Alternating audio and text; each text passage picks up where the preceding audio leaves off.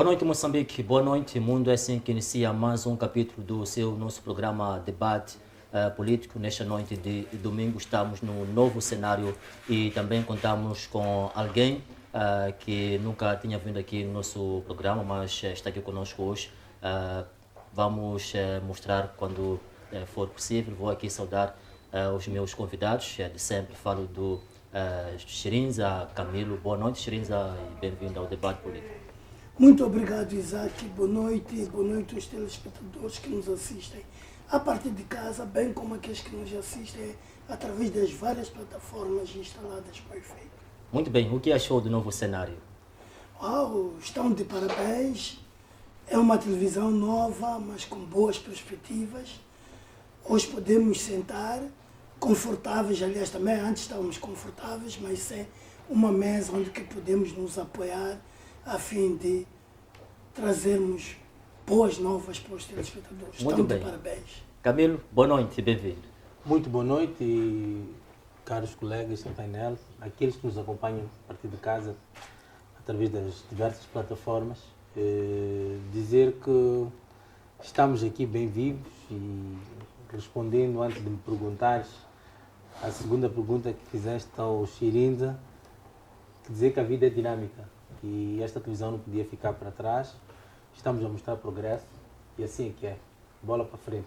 Muito bem. Sônia, pela primeira vez, bem-vinda e boa noite. Muito obrigada. Boa noite aos telespectadores, aos companheiros aqui do painel. Bom, muito obrigada.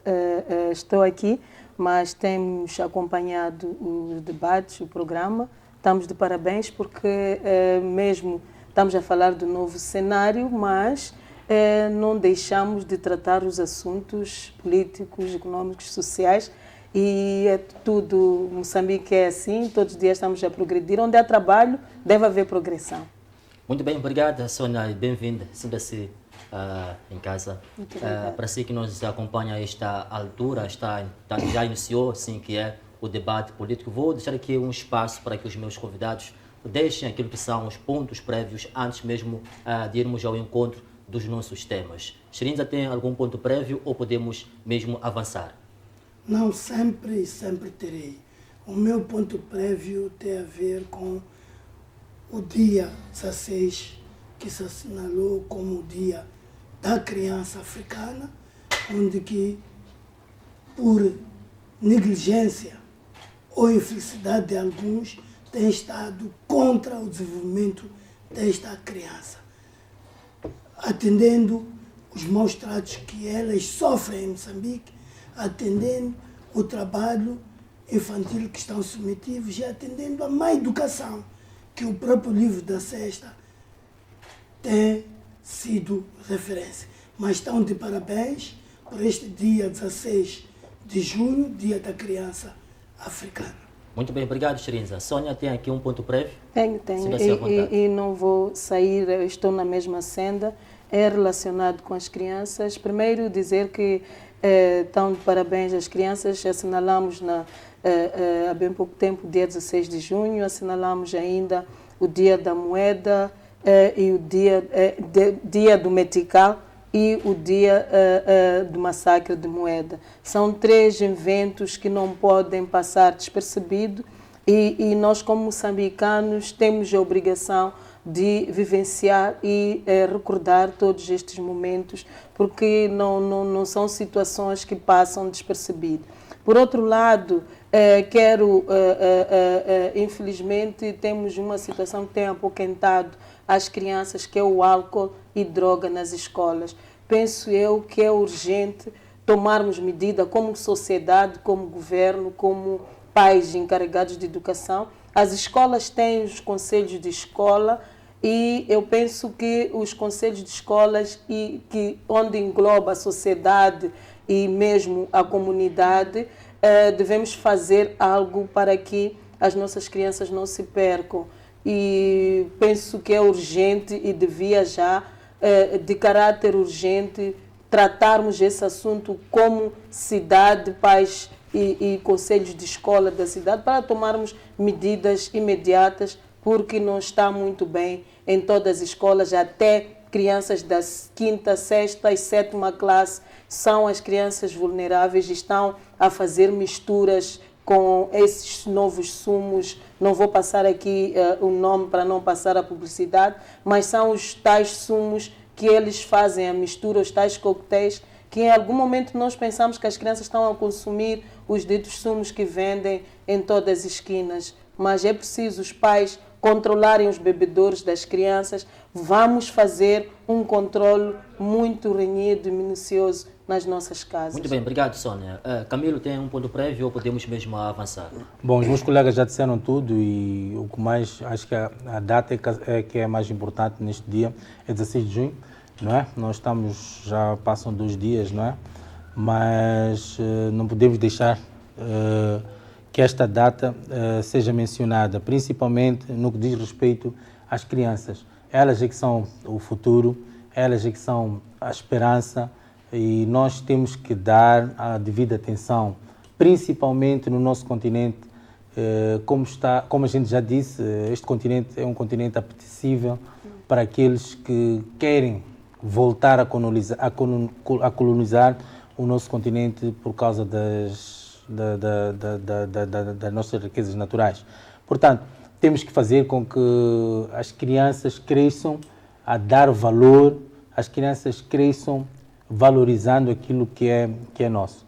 Muito bem, já que foram deixados os pontos prévios, vamos agora olhar para os nossos temas, que é a questão da insurgência em Cabo Delgado, também a nomeação do novo Ministro dos Transportes e Comunicação. Vou começar por si, Shirinza. Filipe Nunes exonerou tanto o Ministro dos Transportes e Comunicação, assim que é Janfar Abdullahi, e nomeou Mateus Magala para o cargo. Antes mesmo de falar da nova nomeação, vamos aqui tentar perceber o que terá precipitado, nesse caso, a exoneração de Janfar Abdullahi. Vamos olhar para os 3 anos de Abdullahi em frente do Ministério dos Transportes e Comunicação. Shirinza, qual é a sua eleição? Como é que olha a retirada A minha deste... eleição é muito simples. Um presidente de uma república como um treinador de uma seleção. Um treinador de uma seleção tem como caráter principal a sua ação rápida. São 3 anos os moçambicanos a insurgir-se pela posição contínua do ex-ministro já exonerado. Mas a ação do treinador, que é o presidente, foi tão lento que agora que estamos com esta situação do Ministério do Desenvolvimento Humano e Educação, não sei o quê, não está a agir. Isto tudo porque ele preferiu exonerar somente agora, porque há este barulho no Ministério da Educação. Exonerando o ministro, ou da maneira como exonerou o ministro do Transporte e Comunicação, é para acalmar os ânimos existentes contra a Carmelita Namachilu. São da mesma tribo. O marido ou o esposo é o tal que é presidente dos antigos combatentes, Jacqueline. Mas entre o que achamos de que esse que tenha precipitado a sua exoneração do ministro dos Transportes e a Carmelita, o mais grave é o que está acontecendo com a Carmelita. Então acha que Janfar serviu aqui de um bode expiatório? Sim, não é o que achas, o que nós achamos. Porque quando dizes o que achas, significa que não achas isso. Então tem que nos trazer o que é que achas sobre isso. Porque temos um selecionador lento. Eu não imagino se o Chiquinho Conde fosse assim. Estaríamos a perder por 50-0. Porque um selecionador é como um presidente. Um presidente tem que ser rápido, daí que ele, para agir, ouve os seus assessores. Agora, quando é assim, significa que ou os assessores não existem, ou eles existem, mas não são ouvidos, ou... Muito bem, obrigado, Shirinza. Sônia. Mas também para dizer o seguinte, desculpe, também não podes atacar assim, sabes que a nossa mãe é a única senhora aqui, está a representar todas as mulheres e tem que ser tratado com Cortesia. cortesia, cavalheirismo. Não te esqueças de que há bocado o Ministério dos Transportes teve um problema que também não foi de pouca dimensão, dos 80 autocarros que funcionam a gás, que a própria ministra andava com os carros no sovaco, a vice, e o que falava dava conta a todos os moçambicanos de que ela gozava de costas quentes. Muito bem, obrigado, Sherinza, pela sua eleição. Sônia, como que olha para esta questão? Qual é a sua opinião? Bom, em primeiro lugar, dizer que os cargos de ministro são cargos de confiança e são indicados pelo Presidente da República, mas para aquilo que nós, como moçambicanos, almejávamos, não tem muito a ver com o que está a acontecer. Corroboro com a posição de que, em algum momento, nós tentamos desviar as atenções para a resolução de algumas situações que vão acontecendo ao longo do tempo. Mas não podemos esquecer que o problema pode não ter muito a ver unicamente com o próprio ministro, porque olhando para o sistema em si, nós podemos tentar avaliar onde é que está bem, qual dos ministérios hoje está a responder aquilo que é um anseio dos moçambicanos. O custo de vida está elevadíssimo, temos problemas sérios, não temos uma política de transporte, temos o problema de saúde pública, temos o problema do próprio Ministério da Saúde. São quase todos os ministérios que apresentam algum déficit ou alguma deficiência. Eu penso que há situações em que nós já devíamos ter ultrapassado, em que na ausência daquilo que é a comunicação, que é um problema real em Moçambique, porque não é só a situação de transporte, responde pelo Ministério de Transporte e Comunicação, e nós temos sérios problemas da comunicação. Tu vais a um banco agora e estamos com problemas de sistema, estamos com problema de falta de sistema, temos problema de comunicação, problema de rede. Isto tudo atrasa o desenvolvimento do país. E a ausência mesmo do próprio ministro, que em algum momento penso que ele optou pelo silêncio muitas vezes, que devia ter comunicado, pode ter sido o calcanhar daqueles ou a gota d'água. Mas, pronto, eu penso que a nomeação não se pode olhar como se ele tivesse uma varinha mágica, o novo ministro, porque ele está a ir trabalhar num ministério em que já vem carregado de uma certa carga não abonatória para os moçambicanos. Já vem com alguma deficiência. Isso significa que ele tem muito trabalho, mesmo com o currículo que ele apresenta, pode até não corresponder ou não responder aquilo que é um anseio ou o bom serviço a que muitos estão à espera.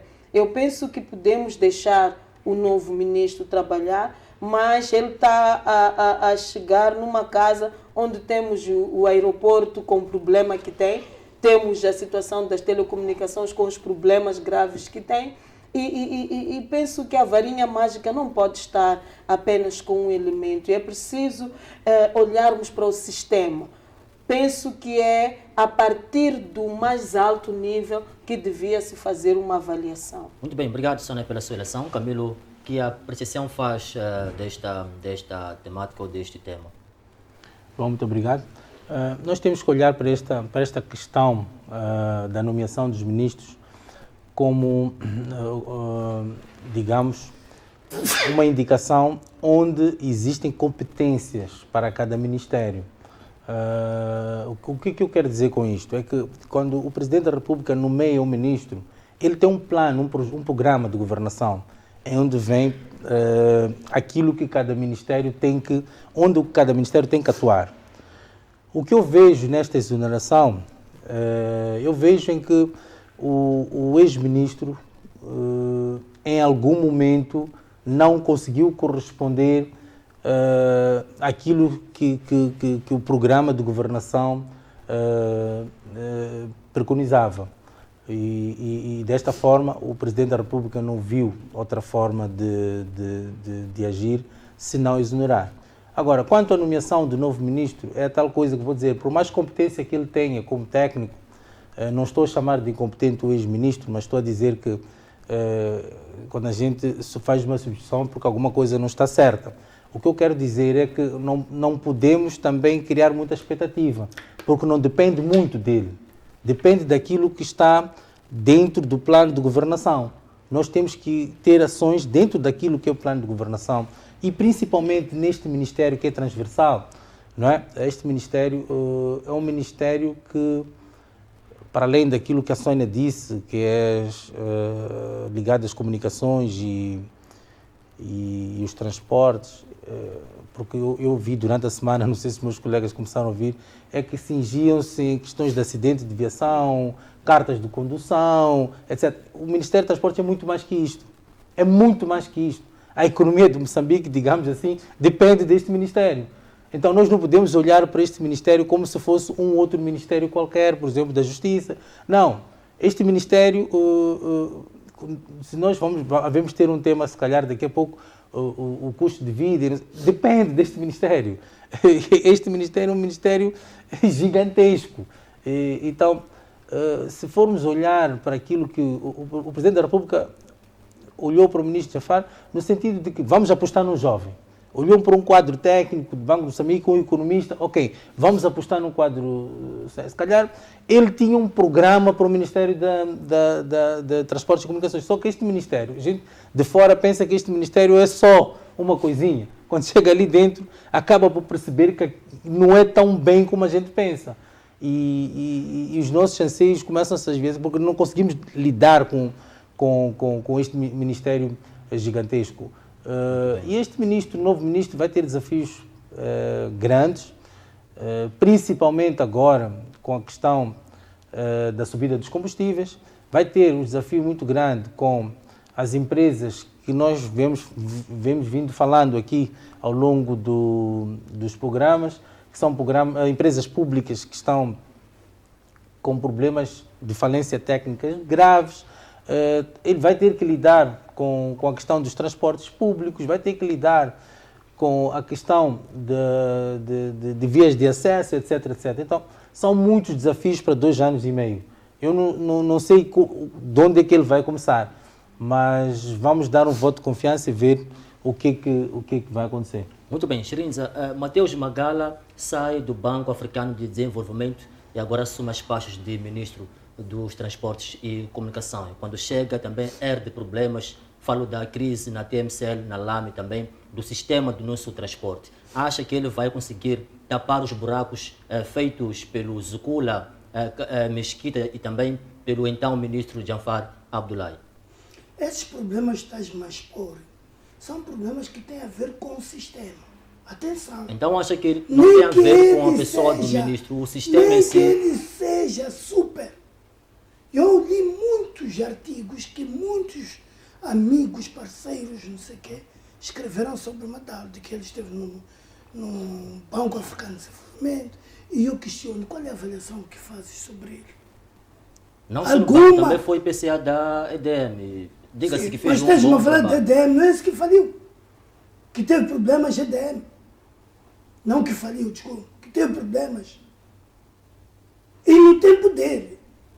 Agora, aqui uma coisa é seres técnico, uma coisa é assumir que eu sou técnico e eu não quero desvalorizar. Quando fala de sistema, de que sistema a senhora está aqui a falar? O sistema político. Ele, a partir de anteontem, tornou-se, sim, estamos no domingo, anteontem, tornou-se um elemento do sistema governativo da República de Moçambique. Pertence ao Conselho de Ministros.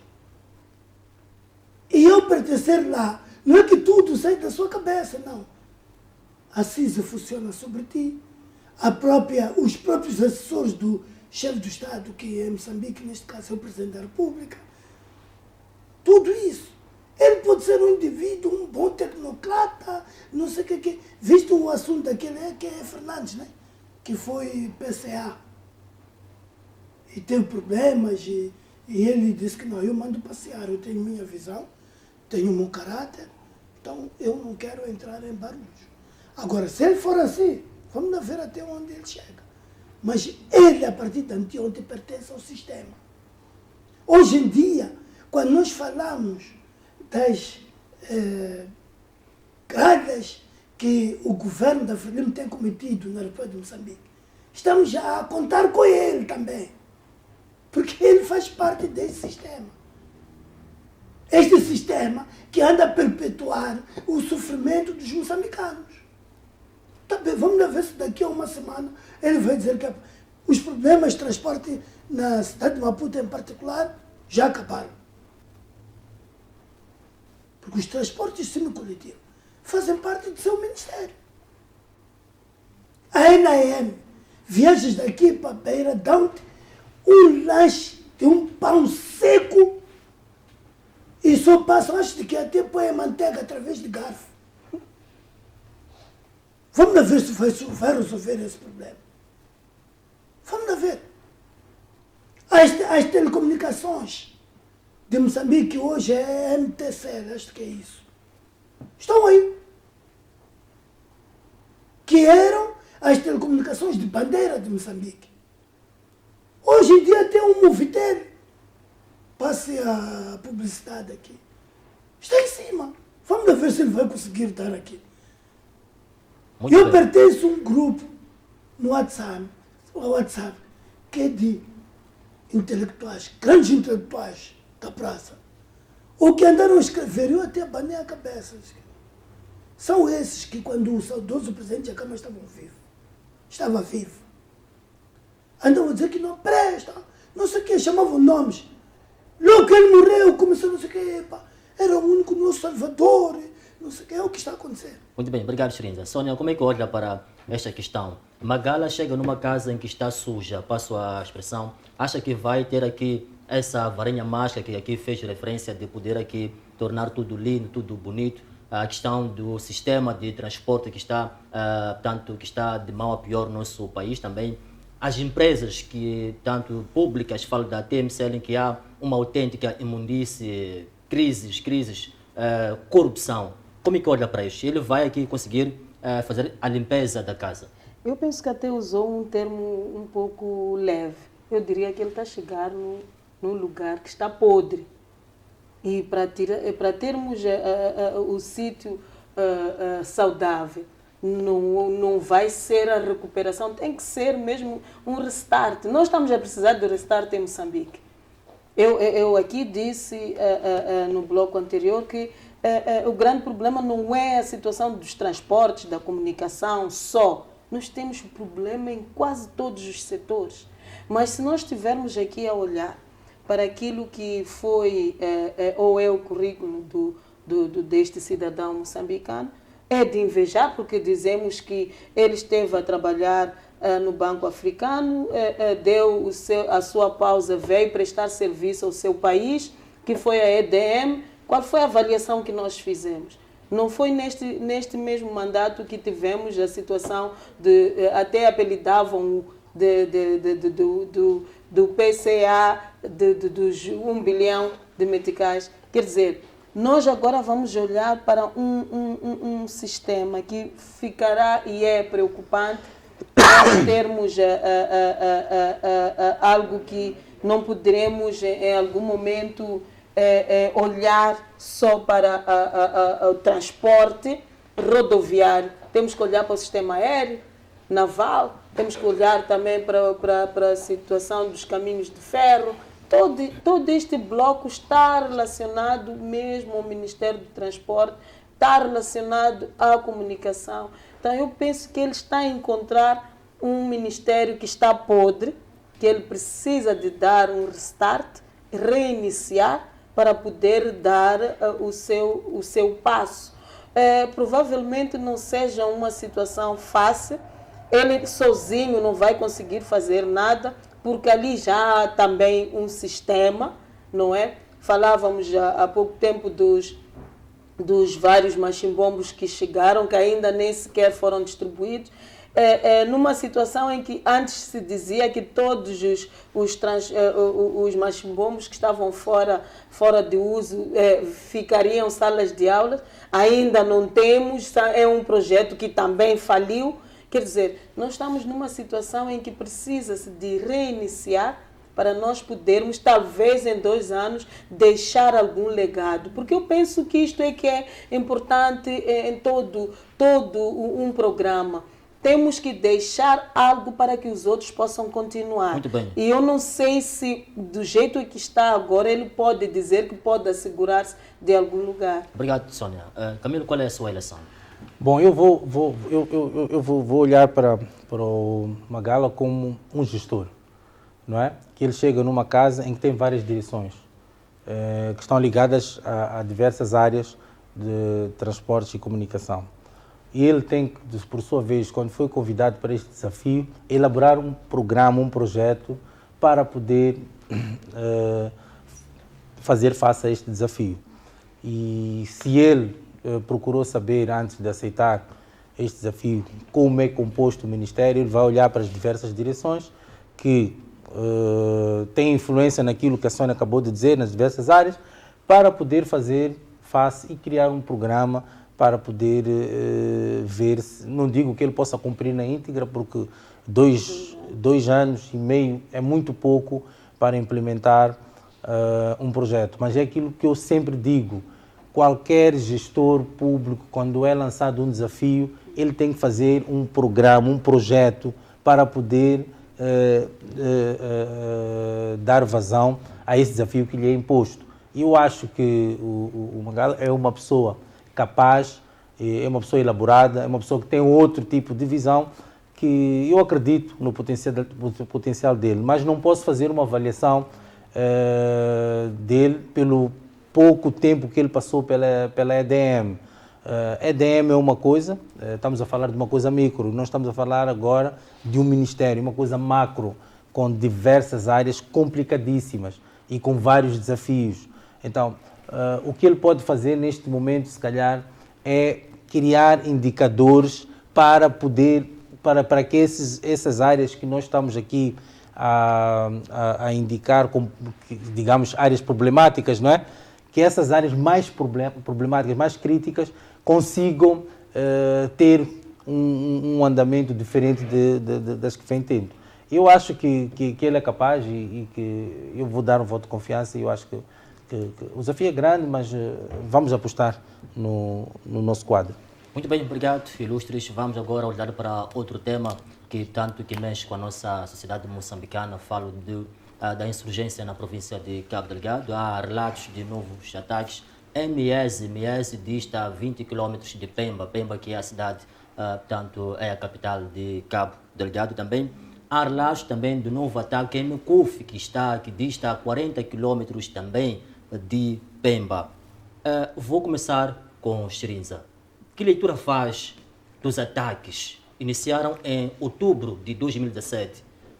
O governo de Moçambique tem apoio de vários países, Ruanda, SADC, e também temos as nossas forças que têm lutado contra este mal que assola o Moçambique, Cabo Delgado, desde 2017. Que está a falar? Como é que olha? Que relato faz? Ou seja, que leitura faz desses ataques? A leitura que eu faço é que neste 2022, em outubro, completar-se-á 5 anos da existência de insurgentes na província nortenha de Cabo Delgado. E o assunto lá é complicadíssimo. É complicadíssimo na medida em que, ao iniciar este assunto, o governo da República de Moçambique, ou por outra, o governo da Frelimo, minimizou bastante. Desvalorizou muito os residentes, os naturais, do que eles andavam a narrar sobre o que estava acontecendo no terreno. Daí que deu-se muitos nomes que até agora estamos parados nesta denominação de terrorista. Primeiro deu-se o nome de que eram pilhas galinhas, eram um grupo já identificado, de que são de malfeitores. Houve muitos nomes. E também o que está a acontecer ainda até hoje, estar-se a proibir a imprensa de poder cobrir de forma jornalística, também torna este assunto complicadíssimo. O terceiro assunto é muito importante, mas importante mesmo, que não possamos esquecer de que para, hoje em dia, termos o apoio da SADCC, da SADC e de Ruanda, é porque o presidente, o general Yusuf Mahamat, persuadiu o presidente da República para que tomasse a consciência na vida dos moçambicanos. Como podeis se recordar, nessa altura, o presidente da República de Moçambique andava em passeatas na Suazilândia. Não sei se estou a fazer recordar ou não teve conhecimento disso. De que havia ido participar naquele evento em que as mulheres Swazi têm desfilado com os seios a céu aberto. E foi persuadido que o senhor consegue viajar mesmo para lá, moçambicanos já morrerem. Então foi quando ele sentiu na consciência de que tem que chamar. Agora, outro assunto que torna também esta guerra, porque eu não quero chamar de conflito. Quando tratamos de conflito, estamos a minimizar o que está a acontecer em Cabo Delgado. É que assinou-se, os ruandeses estão cá na base de um acordo rubricado entre o governo de Ruanda e o governo de Moçambique. Quem conhece este acordo somente é o presidente Inúcio. É preciso que os moçambicanos, num Estado de Direito, num Estado democrático e de direito, os acordos são... Muito bem, obrigado. Shrinza, não sei se já terminou. Não, quando diz obrigado é porque já não quero me ouvir. Então eu paro por aqui. Questão de tempo, estamos mesmo a sim, dar o sim, contra questão de tempo. Sempre quando falo sobre a não vai dizer governação de porque Moçambique, não. sempre me corta. Nada a ver. Sônia, depois volto consigo, Shrinza. Sônia, qual é a sua relação, tanto no que diz respeito à insurgência em Cabo Delgado? Há relatos de novos ataques naquela parcela do país. Que leitura é que faz sobre esse assunto? Bom, eu devo recordar aos moçambicanos que há bem pouco tempo nós tivemos uma informação do governo que os moçambicanos e moçambicanas que encontravam-se em abrigos já deviam retornar e em algum momento a sociedade questionava se havia mesmo condições para esta população retornar às suas zonas de origem. Numa altura em que também os amigos que estão em Moçambique também diziam, de certa forma, que estavam para ajudar a outra fase da reconstrução. Parecia-nos que era uma situação já do fim deste conflito, em que os moçambicanos sempre acharam que não fosse uma guerrilha, mas sim que em Moçambique deve-se declarar um estado de guerra. O presidente da República, recordo-me que há 2 anos, ele, no dia 7 de abril, que coincidiu com o Dia da Mulher Moçambicana, ele disse na Praça dos Heróis que Moçambique estava em guerra e nós dissemos que faltava tomar-se isso como uma informação oficial. E até hoje nós não temos esta informação. Por outro lado, nós temos uma Assembleia da República que conta parte, e eu penso que eu só espero que depois do mandato terminar eles não tenham que responder criminalmente também por estarem a ser coniventes ao governo, por não estar-se a assumir primeiro que estamos numa situação de guerra e que a situação de Cabo Delgado deve ter outro tratamento não civil, mas sim de guerra. Existem algumas situações que são propícias para ser tomadas quando encontramos-nos numa situação de guerra. Em Moçambique temos que ter o hábito da responsabilização. Nós estamos numa situação em que temos um grupo que defende, e porque a maioria não lhes interessa muito discutir a situação de Cabo Delgado, por isso que ainda não tivemos agendamento para tratar o assunto. Contrariamente àquilo que todos os moçambicanos esperavam, nós temos tido mais informação vindo de fora do que internamente, isto porque das limitações que a nossa classe jornalística tem sofrido. Mas, por outro lado, os moçambicanos estão mais informados sobre a guerra de Cabo Delgado, da Rússia e Ucrânia, do que em relação à guerra de Cabo Delgado em Moçambique. E isto se torna caricato porque até em situações de posições nós temos informação. Nós não queremos que nos deem estratégia, mas que no mínimo tenhamos uma informação credível. A título de exemplo, foi mesmo o que aconteceu quando o mais alto nível, as pessoas que estão no terreno em Cabo Delgado, diziam que não aconteceu nenhum ataque. Apareceu o Presidente da República a dizer, ia confirmar aquilo que o povo ia falando, ia dizendo aos seus familiares que se encontram em vários pontos do país, que sim, na verdade, Cabo Delgado estava sob fogo. Então, há aqui algo que que nós, como moçambicanos, gostaríamos de perceber. Quem está por detrás desta situação? Muito bem. O que é que realmente está a acontecer em Cabo Delgado? Essa é a questão que eu irei colocar aqui ao longo da nossa conversa. Eu penso que não é o painel quem deve responder, é o próprio governo. Exatamente. Que deve dizer aos moçambicanos o que é que está a acontecer em Cabo Delgado. Se for a perguntar aqui, nós vamos especular.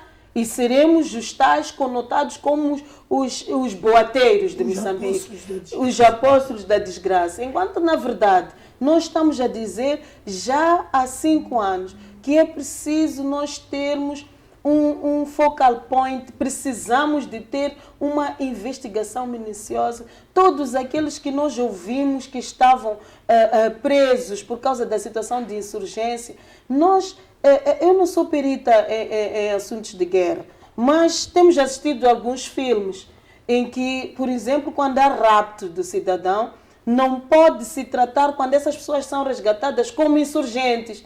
Muitas vezes nós temos visto muitas mulheres a sofrerem porque elas trazem alguma informação e até são expostas. Existe uma televisão, a televisão pública, que tem exposto essas pessoas. E eu penso que há algo que não está a bater, não está a acontecer, porque ela, por um lado, sofre pelo país, pelas forças, mas quando é encontrada, também vai sofrer com os insurgentes. Muito bem. Sem contar que no momento do rapto dessas mulheres, elas são violadas, elas assistem os seus filhos a serem violados, assistem os seus esposos a serem violados, e isto em algum momento é até a ser decapitado em frente à família. Eu penso que aqui provavelmente alguma insensibilidade da nossa parte em termos de informação. Eu não sei o que está a acontecer. Obrigado, Sônia. E vamos esperar que o governo se pronuncie, porque é grave o que está a acontecer. É inconcebível que em Moçambique tenhamos recebido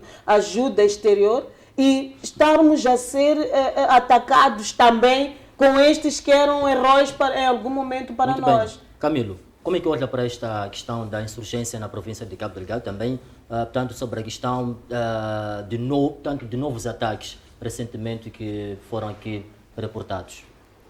Bom, nós ao longo deste programa já vamos falando em relação a essa questão de Cabo Delgado. Eu acho que por estes focos que a gente vem tendo aqui e acolá, eu acho que chegou o momento de nós olharmos para aquilo que é a causa desta guerra. E nós estamos aqui a divagar em todos os aspectos, mas nunca ninguém nos disse qual é a motivação desta insurgência. E eu acho que o problema está aí. É que nós temos que olhar por que é que temos problemas. Por que existe este conflito em Cabo Delgado? Eu posso aqui estar a especular vários motivos. Vários motivos, posso aqui estar a dizer. E como disse muito bem a Sónia, primeiro não existe uma comunicação. Nós podemos ouvir falar de que as tropas conjuntas, não sei o quê, estancaram ali e acolá, mas o que nós queremos saber, e eu acho que para poder estancar o que quer que seja, tem que haver, temos que saber a causa. Foi o que aconteceu com a questão da guerra dos 16 anos, com a Renamo. Podíamos estar a lutar aqui, podíamos se prolongar por 19, 20, 30 anos. Mas quando chegou o momento de procurar saber a causa, foram sentar na mesa e vamos saber a causa, o que motiva. Assinou-se acordos, a gente percebeu o que a Renamo estava a lutar, o que eles procuravam. A tal democracia. A democracia veio e estamos aqui. Agora, o que estes insurgentes querem? Quem nos diz isso? Ninguém consegue nos dizer isso. É isso que nós temos que olhar a partir deste momento, em vez de estarmos aqui a chamar tropas e tropas. Já falámos que guerrilha é um assunto sério. Dificilmente o nosso perito aqui pode dizer como é que funciona a guerrilha. Não existe, se calhar, uma fórmula para a anti-guerrilha. Mas se nós vamos prolongar, já são 5 anos. Quando eram 2 anos, não é que não havia nada. Era um assunto que podia se resolver assim há pouco tempo. Mas já estamos em 5 anos. Mais quantos anos vamos esperar? Então, nós temos que perceber o que esses, digamos, entre aspas, insurgentes, pretendem em Cabo Delgado. Será a guerra do narcotráfico? Por exemplo. Não é? Porque não quero acreditar que aquilo seja alguma coisa a ver com Cabo Delgado. Por que Cabo Delgado? Por que tem que ser lá? Por que não pode ser noutro sítio? Então, essa guerra, esse problema não sai daquela província. Por quê? Porque se fosse uma coisa que tem a ver com Moçambique, como era a questão da Renamo, teria se alastrado, não é? Então, nós temos que perceber por que tem que ser ali em Cabo Delgado? Então, acho que aí é que tem que ser o primeiro passo que o governo tem que dar. Vamos, se calhar, fazer o mesmo processo que fizemos com a Renamo, sentar, se é que existe alguma liderança dessa insurgência e perceber qual é a motivação disso. Muito bem. Chirinza, Miese está a 20 quilômetros da cidade de Pemba. Pemba tem sido refúgio de muitas pessoas que saem das zonas onde estão a ser atacadas. Acha que há risco de Pemba ser palco dessa insurgência? Não há dúvida. Nós estamos no domingo. Acho que depois do programa podemos ouvir dizer que Pemba foi atacado. Não há dúvida. Primeiro era lá em cima. Agora desceram para baixo. Daqui a algumas horas, já alguns dias, já vamos ouvir dizer que Pemba também foi atacado. Como dizia tanto o colega Camilo como a colega Sónia, de que isto é super complicado, porque não conhecemos nem as lideranças para serem questionadas. O que é que está a acontecer, afinal de contas? Pemba, eu te digo, não tem horas, não tem dias. Porque onde que nós pensávamos que nunca havia de chegar-se com esta insurgência, já estão lá. E começo até a acreditar, quando se fala de que esta história de insurgentes estão em todo o país só à espera do Senado. Acho que mesmo aqui em Maputo estão. Achas que todos esses estrangeiros estão no controle mesmo? Está cheio de estrangeiros, nunca foste. Sei que não vives no subúrbio. Cheio de estrangeiros a fazerem o seu comércio. Ou de alimentos, ou de peças de autocarros. E não estão a ser controlados. Chirinza, há quem propõe diálogo com a insurgência. Essa que não tem rosto, que até aqui não se sabe de quem se trata. E se nós voltássemos, até há pessoas aqui, figuras de elite, falo do antigo chefe de Estado, Joaquim Chissano também, da Graça Machel, que se fizeram à imprensa e colocaram esse posicionamento de diálogo com a insurgência. E se formos a voltar no passado, Samora Machel dizia que não se negocia com a insurgência, deve ser combatido. Como é que olha para este cenário? Aqui há espaço para diálogo ou mesmo a via militar é a mais acertada? O que eu, na análise que faço, que deve-se tomar muito em conta, é se estes atos são atos de insurgência ou atos de falta de espaço para exporem. Porque o que acontecia com a Renam não era insurgência, que está a tentar trazer a Renam a este debate. Não era insurgência. Era falta de espaço para que a Renam pudesse expor de que é preciso que a gente tenha uma vida democrática e não esta vida. 2. Se o ex-presidente Joaquim Sano e o ex-viúva do Samora e do Mandela trazem isso, então devem ajudar o Estado moçambicano. Porque tudo indica de que esses dois quadros conhecem a proveniência destes conflitos. Porque não é possível você negociar com uma pessoa que não conhece. O que é que se faz para negociar? Vai-se à Praça dos Heróis, chega ali, grita-se, ou como é que se faz? Eu gostava de saber como é que se faz. Então, eles, quando falam dessa história de negociação, seria bom que eles completassem essa proposta. De que é bom negociar com o Isaac Stroy, com o Gilberto Chirins, com o Camilo Silva, com a Sônia Amor. Agora dizendo que não, é bom que negocie com essa gente. Como é que se negocia com essa gente sem rosto? E também, o problema é que o próprio executivo moçambicano que fala já não é credível. Porque quando tinha meses ou anos, 2, 3 anos, falavam de uma coisa que hoje estão a falar de outra.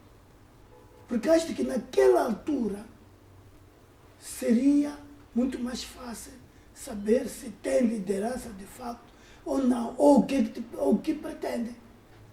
Porque a oratória que traziam de que existem aqueles problemas é muito mais por causa do petróleo, gás e rubi.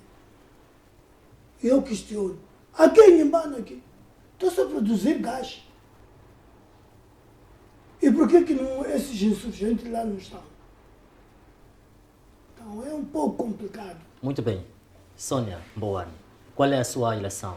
Acha que aqui há espaço para diálogo? E a questão que eu lhe colocaria, como dialogar com alguém sem rosto? Que alguém que não aparece ao público e reivindique o que quer que seja. Acha que há espaço aqui para diálogo ou mesmo a via militar tanto é o passo acertado? A via militar por si só já demonstrou que não é viável, porque se fosse a solução, nós já teríamos resolvido essa situação já há bastante tempo.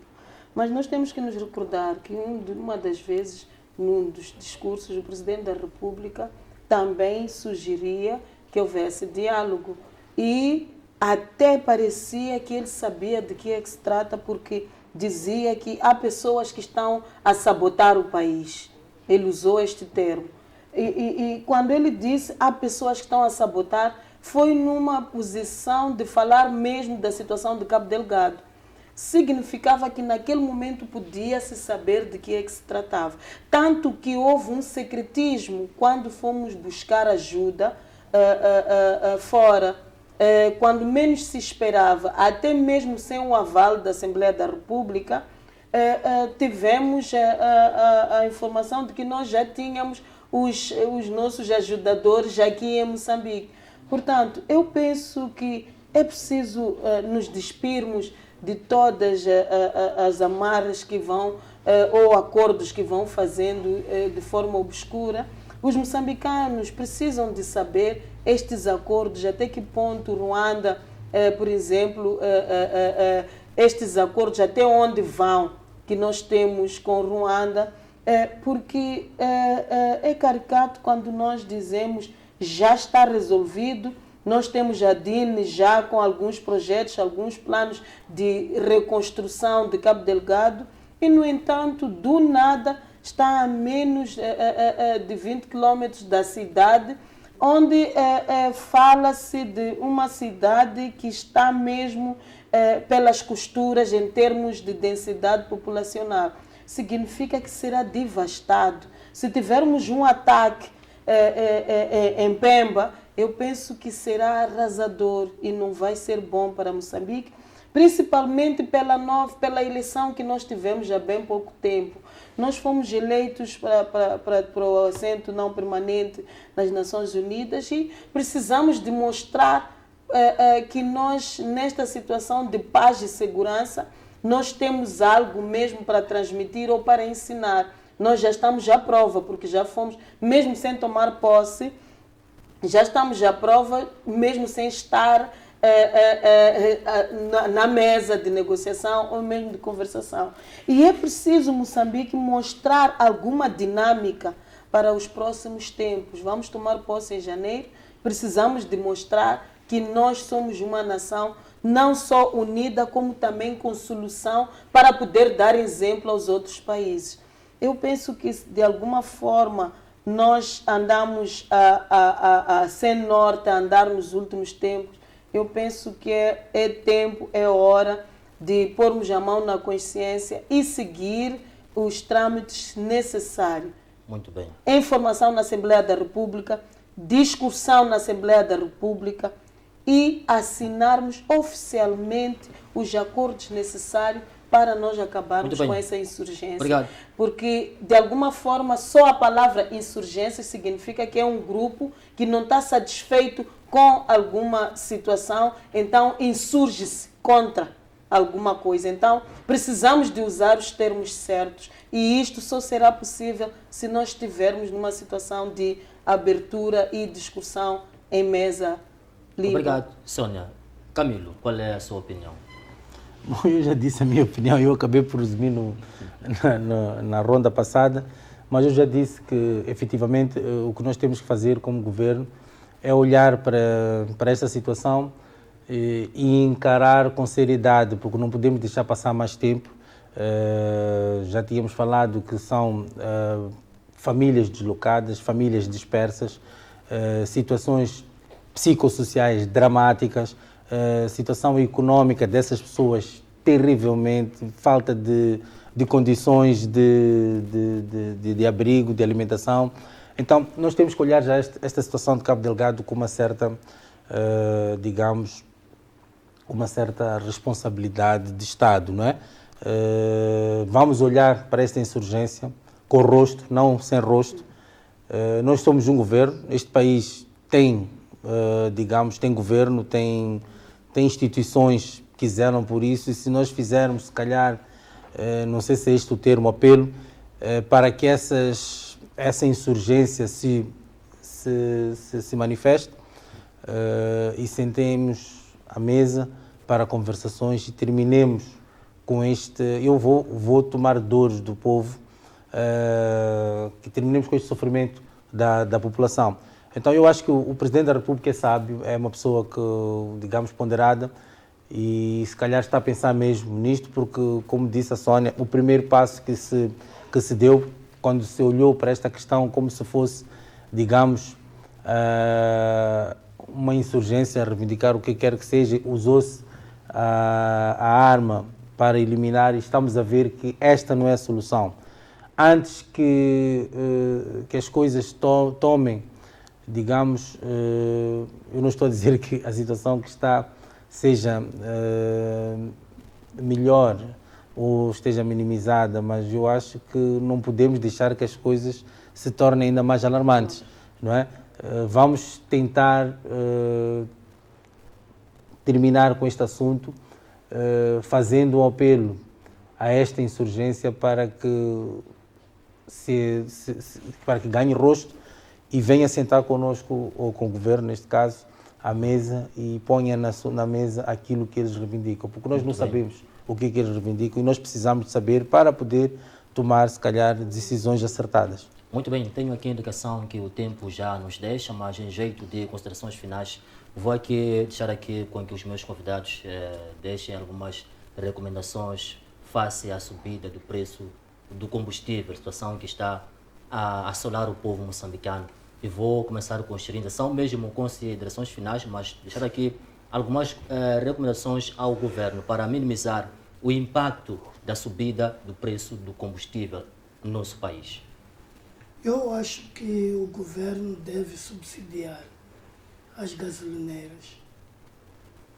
E também outro aspecto, estas subidas não refletem a realidade. Porque este combustível, que o governo está para subir o combustível, já existe há bastante tempo dentro do território moçambicano. Então, o governo deve subsidiar e não cair nesta de andar a aumentar preços num produto que adquiriu com um valor baixo. Muito bem, é tudo, Excelência. Graças a Deus. Sônia. Eu penso que em algum momento o governo deve refletir e tomar alguma medida no sentido de nós olharmos para a subida do preço como uma opressão para a situação em que vivemos. Uma das medidas a tomar seria a redução dos impostos, reduzir o IVA. Eu penso que assim nós teríamos um meio termo, sem contar com porque nós dizermos que vamos só subsidiar, nós não tivemos um bom exemplo na situação da primeira leva que tivemos dos subsídios do combustível para os transportadores, porque por um lado fez-se o subsídio para estes transportadores, mas o custo de vida continuou a subir, porque não é o transporte público que transporta os alimentos e por outro lado, é o custo de vida em relação à cesta básica, os alimentos, ou mesmo o pagamento dos impostos que nós temos.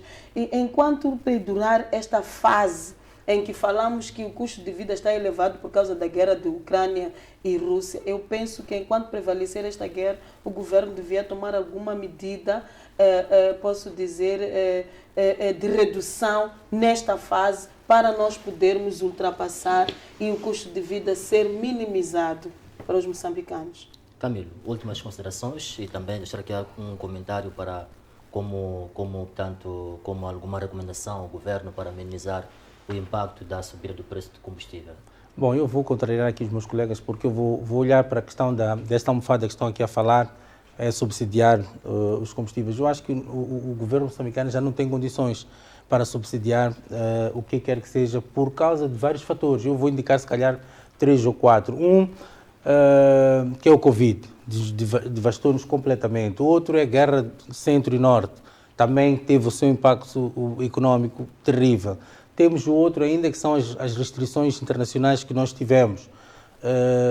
Esses aspectos todos contribuem para que os cofres de Estado estejam vazios. Eu acho que devíamos, se calhar, seguir um pouco o que a Sônia disse, olharmos para aquilo como é que o governo pode ir buscar dinheiro.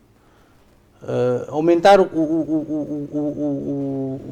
combustível vai encarecer tudo, aqui é em cadeia. O que nós temos que fazer? Temos que olhar para a estratégia inversa, em que tu mantens o combustível como está e vais buscar no IVA. Porquê? Porque se tu reduzes o preço do combustível, vou dar um exemplo do gasóleo, que é usado para vários setores públicos, não é? Se tu reduzes o preço do gasóleo, vais ter maior produção e vais ter maior fluxo de vendas e de dinheiro, etc. Tu vais buscar dinheiro no IVA. Agora, se tu aumentas o preço dos combustíveis, vais ter menor produção, porque as pessoas não vão comprar. Então, nós temos que olhar para estas questões e perceber que o governo, neste momento, não está em condições... Quer dizer, eu estou a olhar para os gestores públicos e nem quero estar na pele deles, porque é uma situação terrível. E como a Sônia disse, nós já tivemos um exemplo de subsidiar que falhou. Agora, por que falhou? Isso já são outros questionamentos. O que nós temos que encontrar é políticas acertadas, não é? Estou a dar um exemplo, não é? Isto é um exemplo, porque nós temos que perceber que isto é como uma viagem que a gente faz. A gente prepara o nosso carro para fazer uma viagem Maputo, Beira. Na nossa concepção, sair de Maputo para Beira, preparando o carro, fazendo revisão, pôr pneus novos, blá, blá, blá, blá, enchendo, nós vamos chegar a Beira tranquilamente, mas podemos encontrar 1001 coisas pelo caminho. É exatamente isto que acontece com as políticas que a gente possa adotar. A gente pode pensar que as políticas são acertadas e no meio encontramos várias digamos, adversidades para que isso não se alcance. Então eu acho que a melhor política que nós temos que fazer é dar condições àqueles que produzem para produzir cada vez mais e o governo ir buscar dinheiro nos impostos. É a melhor forma que eu encontro neste momento de poder tirar ou minimizar o sofrimento de nós, povo, porque isso tudo vai ter incidência por aquele que tem o poder de compra, que vai reduzir o poder de compra. Então, o que nós temos que fazer é tentar ver se a gente consegue fazer com que essas pessoas comprem mais. Então, circulando dinheiro, a gente consegue sair deste imbróglio, não é? Muito bem, obrigado aos meus convidados, obrigado, minha nação linda, tanto está pautada mais uma edição do Debate Políticos Domingo. Voltamos próximo domingo, à mesma hora, se Deus quiser. Boa noite e bom descanso.